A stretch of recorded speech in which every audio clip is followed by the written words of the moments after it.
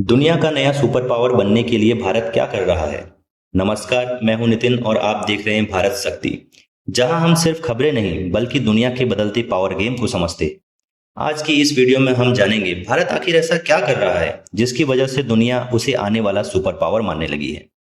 Super power ये सिर्फ एक शब्द नहीं होता, ये तय करता है कि दुनिया की इकोनॉमी कौन चलाएगा, टेक्नोलॉजी किसके पास होगी और युद्ध होने पर दुनिया किसकी तरफ देखेगी। एक समय था जब दुनिया पर ब्रिटेन का राज था, फिर आया अमेरिका और अब दुनिया की नजरें एक नए देश पर टिकने लगी हैं, भारत। लेकिन सवाल ये है, क्या भारत सच में सुपर पावर बन सकता है या ये सिर्फ देशभक्ति वाली बातें हैं? क्योंकि सुपर पावर बनने के लिए सिर्फ बड़ी पॉपुलेशन काफी नहीं होती, उसके लिए चाहिए टेक्नोलॉजी, मिलिट्री ट्रेड और ग्लोबल इन्फ्लुएंस। और हैरानी की बात यह है, भारत इन चार मोर्चों पर एक साथ तैयारी कर रहा है। आज दुनिया की सबसे शक्तिशाली हथियार बंदूक नहीं है, एक छोटी सी चिप है। उसका mobile, laptop, car, missile, satellite, यहाँ तक कि एआई में भी सब सेमीकंडक्टर चिप्स चलते हैं। अगर चिप्स बनना बंद हो जाए तो पूरी दुनिया रुक सकती है। और यही वजह है कि आज अमेरिका और चाइना के बीच सबसे बड़ी लड़ाई जमीन की नहीं, टेक्नोलॉजी की है। दुनिया की सबसे एडवांस चिप ताइवान में बनती है। लेकिन समस्या ये है, अगर ताइवान में युद्ध हुआ तो पूरी ग्लोबल सप्लाई चेन टूट सकती है। और यहीं से भारत को मौका दिखाई दिया। भारत अब खुद की सेमीकंडक्टर इंडस्ट्री बनाने में लगा है। सरकार अरबों रुपए इन्वेस्ट कर रही है, लेकिन सवाल ये है, भारत ये सब अकेले कैसे करेगा? असल में भारत दुनिया की बड़ी टेक कंपनीज के साथ पार्टनरशिप कर रहा है।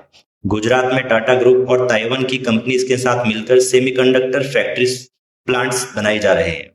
यही चिप्स तैयार होंगी जो फ्यूचर में मोबाइल्स, कार्स, एआई सिस्टम्स और मिलिट्री टेक्नोलॉजी में इस्तेमाल होगी। वहीं असम में Tata semiconductor assembly and test facility बन रही है। यहाँ चिप्स की पैकेजिंग और टेस्टिंग होगी। इस प्रोजेक्ट का सबसे बड़ा मकसद क्या है? भारत को सिर्फ मार्केट नहीं बल्कि मैन्युफैक्चरिंग हब बनना है। और सबसे दिलचस्प बात, अमेरिका की माइक्रोन टेक्नोलॉजी जैसी कंपनी भारत में इन्वेस्ट कर चुकी है, क्योंकि दुनिया अब चाइना पर पूरी तरह डिपेंड रहने से डर रही है। इसलिए ग्लोबल कंपनीज एक नया सुरक्षित मैन्युफैक्चरिंग बेस ढूंढ रही है और भारत उस रेस में सबसे आगे बढ़ रहा है। अगर सब कुछ प्लान के मुताबिक चला तो 2026 से 2028 के बीच भारत के कई सेमीकंडक्टर प्लांट्स प्रोडक्शन शुरू कर सकते हैं। मतलब पहली बार भारत सिर्फ चिप्स नहीं खरीदेगा बल्कि दुनिया के लिए चिप्स बनाएगा भी। क्यों? क्योंकि भारत समझ चुका है, जिस देश के पास चिप्स होंगी भविष्य उसी का होगा। Defence manufacturing. अब बात करते हैं ताकत की। सालों तक भारत दूसरे देशों से हथियार खरीदता रहा, रसिया से मिसाइल, फ्रांस से फाइटर जेट, अमेरिका से ड्रोन्स। लेकिन युद्ध एक चीज सिखाता है, अगर हथियार दूसरे देश के भरोसे होंगे तो असली कंट्रोल भी उसी के पास होगा। यही कारण है कि भारत अब made in India defence strategy पर काम कर रहा है। आज Bharat Tejas fighter jet, INS Vikrant aircraft carrier, BrahMos missile, advance drones खुद बना रहा है। ब्रह्मोस मिसाइल इतनी तेज है कि दुश्मन को रिएक्ट करने का समय नहीं मिलता। और सबसे बड़ी बात, भारत अब सिर्फ हथियार नहीं खरीद रहा बल्कि एक्सपोर्ट भी कर रहा है। फिलीपींस जैसे देश अब भारत से मिसाइल खरीद रहे हैं। मतलब साफ है, भारत सिर्फ अपनी सेना मजबूत नहीं कर रहा, वो ग्लोबल डिफेंस मार्केट में भी उतर चुका है। Trade corridor. लेकिन दुनिया पर राज सिर्फ सेना से नहीं होता, व्यापार से होता है। सदियों पहले जो देश समुद्री व्यापार को कंट्रोल करता था, दुनिया की इकोनॉमी वही चलाता था। आज China belt and road project के जरिए दुनिया भर में पोर्ट्स एंड रोड्स बना रहा है। लेकिन अब भारत भी अपनी चाल चल चुका है। इस कॉरिडोर में ports, railway, shipping routes, energy pipelines होंगे। India Middle East Europe corridor एक ऐसा प्रोजेक्ट है जो इंडिया को सीधे यूरोप से जोड़ सकता है। इसका मतलब क्या है? भारत सिर्फ साउथ एशिया तक सीमित नहीं रहना चाहता, वो ग्लोबल ट्रेड नेटवर्क का सेंटर बनना चाहता है। और अगर ये प्रोजेक्ट सफल हुआ तो इंडिया एशिया और यूरोप के बीच सबसे अहम इकोनॉमिक ब्रिज बन जाएगा।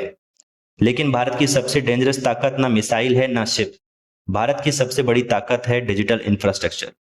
कुछ साल पहले तक भारत में कैश इकोनॉमी डोमिनेट करती थी, लेकिन आज एक छोटा दुकानदार भी क्यूआर कोड से पेमेंट ले रहा है। यूपीआई ने इंडिया में पैसे भेजने का तरीका बदल दिया है। अब दुनिया के कई देश इंडिया की डिजिटल पेमेंट सिस्टम को अपनाने में इंटरेस्ट दिखा रहे हैं। लेकिन सबसे सिर्फ पेमेंट की कहीं नहीं है। आधार, डिजिटल आइडेंटिटी, चिप्स, इंटरनेट और दुनिया का सबसे बड़ा डेटा मार्केट, भारत धीरे धीरे डिजिटल सुपर पावर बनता जा रहा है। और एआई के दौर में जिस देश के पास सबसे ज्यादा डिजिटल यूजर्स होंगे, भविष्य उसी का हो सकता है। अब इन सभी चीजों को जोड़कर देखिए, सेमीकंडक्टर, डिफेंस, ट्रेड कॉरिडोर्स और डिजिटल इंडिया, ये अलग अलग प्रोजेक्ट नहीं है, ये एक लॉन्ग टर्म स्ट्रेटजी का हिस्सा है। भारत 2047 तक खुद को डेवलप नेशन बनाना चाहता है, और अगर ये सफल रहे तो आने वाले दशकों में दुनिया का पावर बैलेंस बदल सकता है।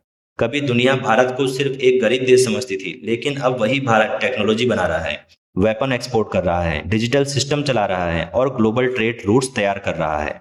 शायद सुपर पावर बनने का रास्ता भी लंबा है, लेकिन इतना तय है, अब सिर्फ दुनिया को फॉलो नहीं करना चाहता भारत, दुनिया को लीड करने की तैयारी कर रहा है।